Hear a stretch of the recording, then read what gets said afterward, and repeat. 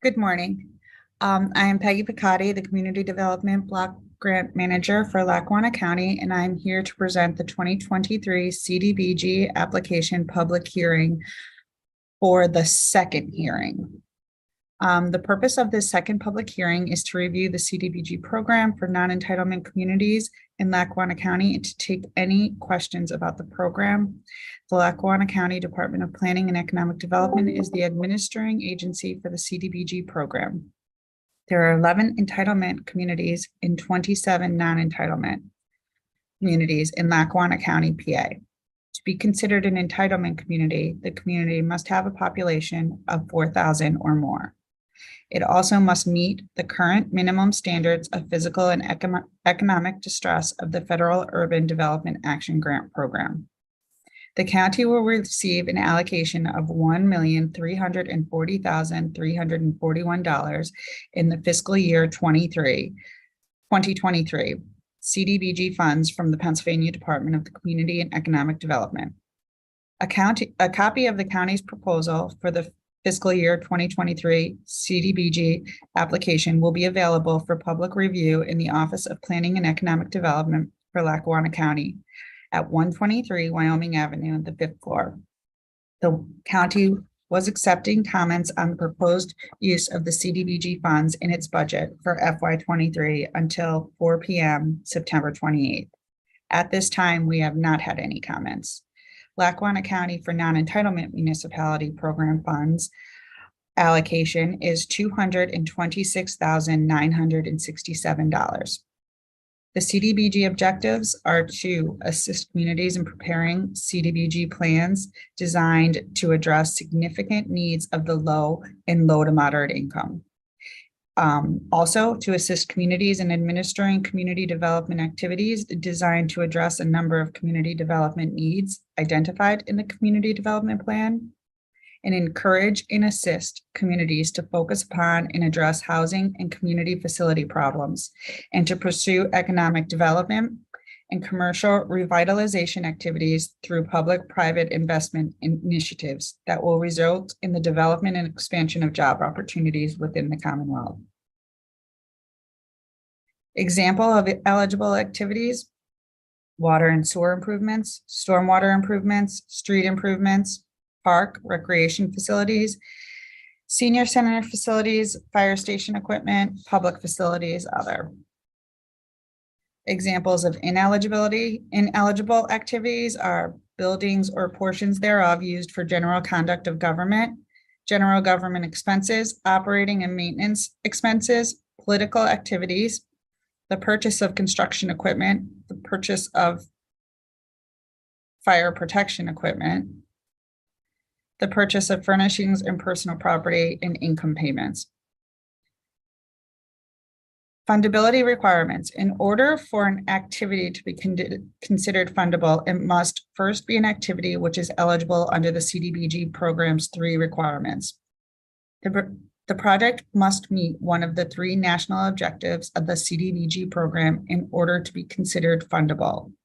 They are benefit low to moderate income, which is a direct benefit to an LMI person. The CDBG funds will directly benefit an LMI person, such as in a housing rehabilitation program where LMI homeowners receive funds directly to address health and safety problems in the home. An indirect benefit to an LMI person is CDBG funds, which indirectly benefit a majority of at least 51% LMI persons, such as a sanitary sewer line reconstruction project in a given area where a minimum of 51% of the persons hooked up to the sewer line are LMI. Assumed benefit to LMI persons, which is CDBG funds, will be assumed to benefit LMI persons, such as senior citizens, senior center project, which benefits senior citizens, or an architectural barrier removal project, which increases access for the handicapped elderly person. These projects are assumed to meet LMI requirements according to the CDBG regulations. Limited clientele is a public service project limited to a specific group of people, such as senior citizens, disabled, or homeless, of which 50% are LMI. The prevention of Number 2 of the national objectives is the prevention of elimination of slum or blight in an area where a substantial number of deteriorated, dilapidated structures. A project to address this condition may qualify under this national objective. Activities may include acquisition of structures for demolition, relocation activities, or rehabilitation of structures. Applicants must define specific boundaries of blighted area and quantify the substantial number of deteriorated, dilapidated structures in accordance with CDBG requirements. Number 3 of the national objectives is the immediate threat to the health and safety of the community. Under this national objective, the applicant must clearly demonstrate a threat to the health and safety of residents. The condition must have developed and become critical within 18 months of the application for funds. In addition, the applicant must demonstrate that it is unable to finance the activity on its own and no other source of funding are available for this purpose. Other requirements. All proposals must be accompanied by an executed resolution adopted by the local governing body authorizing the submission of the proposal. Applicants must certify that all information is true and correct. Any false or misleading information discovered by Lackawanna County or DCED, which requires Lackawanna County to pay back grant monies to DCED, will require the applicant to pay these monies to Lackawanna County, plus any interest and penalties. For proposals which seek to retrofit or rehabilitate a public building, the public building must have prior state occupancy approval or the as-built construction plans from the Pennsylvania Department of Labor and Industry. All applicants must certify the title to properties on which proposed rehabilitation development is to be made, that the title to the property is in the name of the applicant and that the title is good and marketable. If there are easements or restrictions against the property, Lackawanna County will review each proposal for building suitability and legality. All applicants for sanitary sewer projects must have evidence of adoption of an updated Act 537 sewage facility plan. All applicants whose municipal boundaries lie within the Lackawanna River watershed must have an updated Act 167 stormwater management plan. All applicants must participate in the National Flood Insurance Program if their community has been classified as flood prone.